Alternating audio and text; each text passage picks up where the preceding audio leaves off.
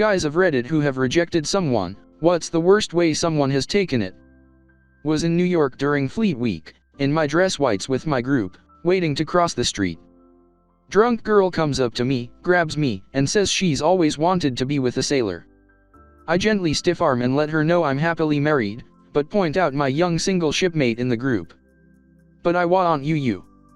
Her friends have arrived by this point. She told them I was being mean because I said no, and started crying. The friends confronted me. It's her birthday though. Your wife isn't even here, just be nice. It was a bit surreal. Fleet Week was already weird because you get treated like some hero. I was probably in 300 or so strangers' flies, felt a bit like Beyonce. But it went from weirded out by extra attention to set in a little anxiety-inducing.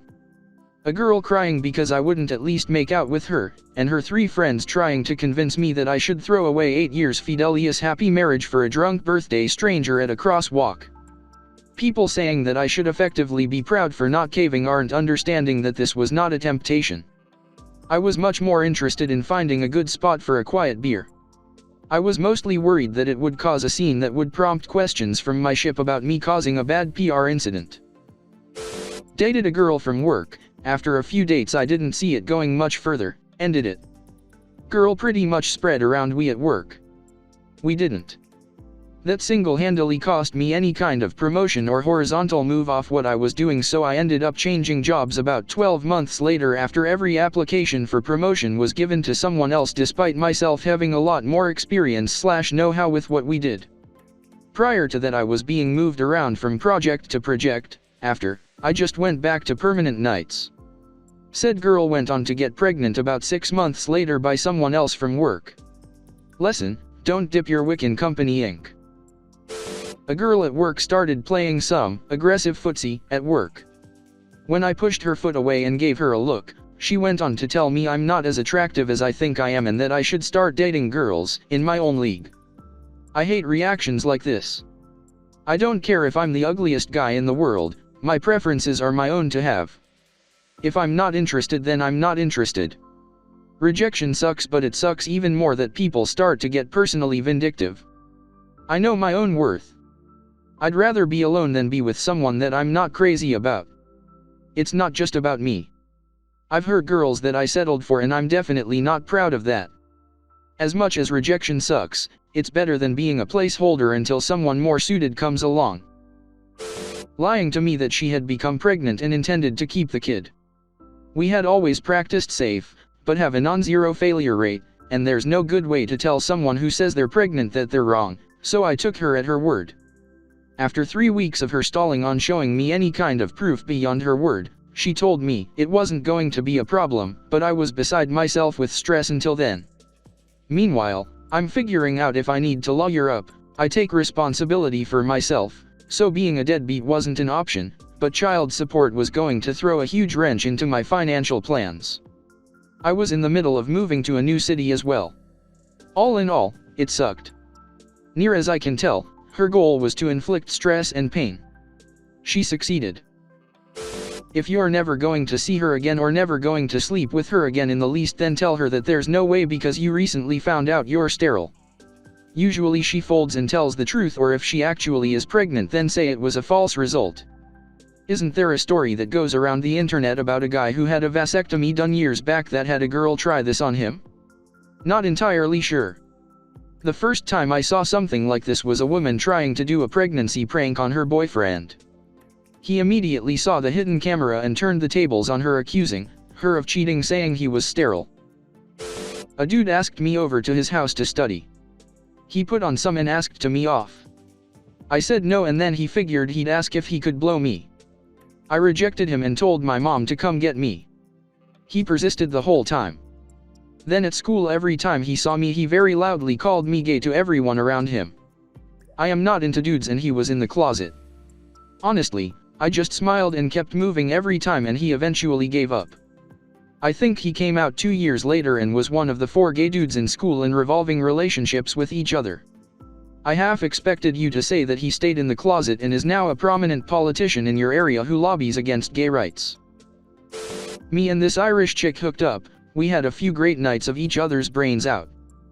Come the following week, we play it off at work like nothing ever happened.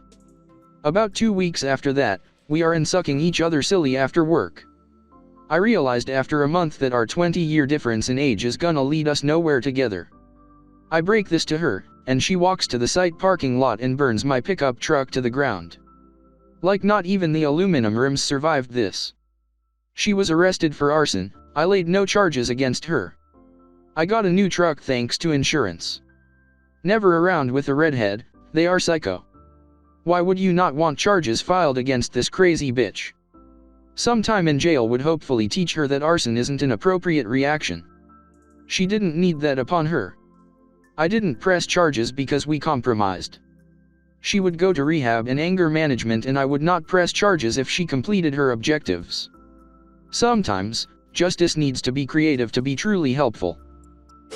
My ex-wife started acting real shady. Sneaking out of the house to make phone calls, hiding incoming calls and not telling who was calling in the middle of date night even though I asked nicely. She was also a mean drunk and had started drinking to excess every night. Then the physical started. Throwing at my head, including a large rock. Kicking and punching when she got angry. This is where I drew the line. One night she went off the rails again in front of her small children, and I just knew that I could no longer live like that. I had just returned home from a week-long business trip and hadn't unpacked my bags yet, so I grabbed those, took one last look at my nice home and my family and left. As I walked out I knew full well that all of the things I didn't grab were probably gone for good. But I needed to be as well, or I would either end up in jail or dead. She blew my phone up for the next couple of weeks. At least 60 text messages a day on the work cell. All hate-filled and incredibly vile. I tried to call her a couple of times when off of work to talk about how we could best separate our finances and things and try to move on amicably, but she would just scream and accuse me of cheating because that was the only logical reason why I had left. Cheaters all do this BTW. The last time we talked before the divorce she to file a false police report for. She didn't specify whether the allegation would be or in nature. That didn't matter to me, neither happened, and either one would end my career and my freedom. I cut off all contact. I tried to get her served with divorce papers only to learn from the process server she had abandoned the home. I went to survey the damage to find almost all of my clothes had been bleached, along with our new living room set. The new dining room table and chairs had been gouged. Weeks worth of trash and raw food had been left out. The refrigerator had been turned off, leaving hundreds of dollars of food to rot. The whole place smelled like death. She had also taken all of the electronics, probably to hawk, my passport with stamps in it from around the world, and the painting I had inherited from my beloved grandfather who had passed away. She knew this would hurt me the most. All said and done, $7 grand in property damage and another $1,500 in stolen property.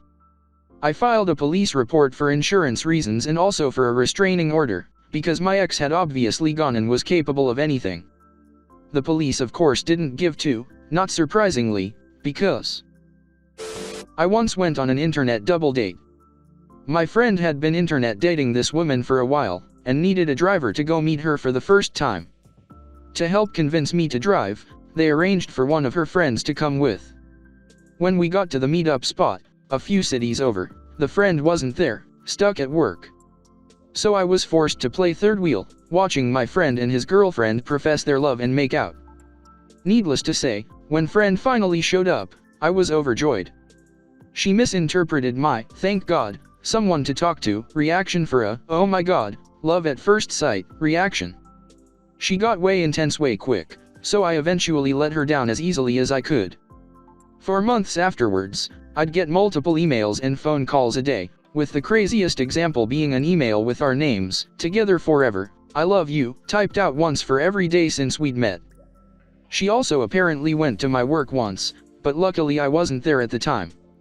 I was on the verge of calling the cops after that stunt. Eventually, my complete lack of responses to her communication, and after blocking several of her email addresses, it tapered off. But I'd still get random phone calls and emails from her, even years after this all happened.